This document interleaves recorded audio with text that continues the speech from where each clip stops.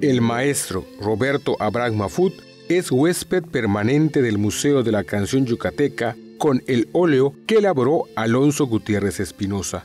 La Asociación Civil Museo de la Canción Yucateca ofreció un homenaje al promotor cultural y empresario por sus 45 años dedicados a la música y la filantropía. La maestra María Teresa Mezquita leyó la semblanza de Abraham Mahfoud, quien mantiene un romance permanente con el arte y la cultura. Es un compositor que sabe tocar con su obra las fibras más íntimas y profundas del espíritu al entrar en contacto con ella. Con estudios en el extranjero, sus obras forman parte del repertorio musical de diversas orquestas que se presentan en los más famosos escenarios nacionales y del extranjero.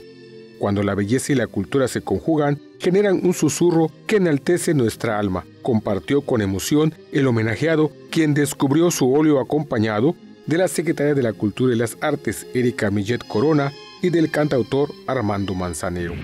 Como yucateco, como compositor, pero sobre todo como amante de la música y del arte.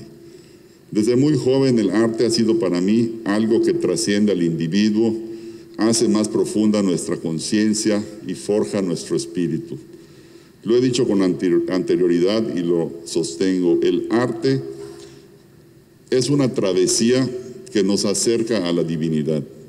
La cultura fortalece el desarrollo humano y moldea el tejido de la sociedad. En representación del gobernador Mauricio Vila Dosal, Erika Millet resaltó que es un honor participar en el homenaje de un hombre que es sinónimo de éxito en los diversos ámbitos en los que se desempeña.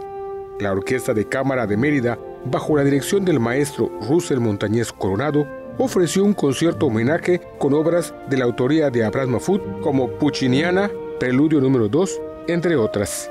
Con imágenes de Juan Velázquez, información de Álvaro Martínez, Teleyucatán te informa. Teleyucatán te informa, de lunes a viernes, 3 de la tarde, con Libden Ojeda.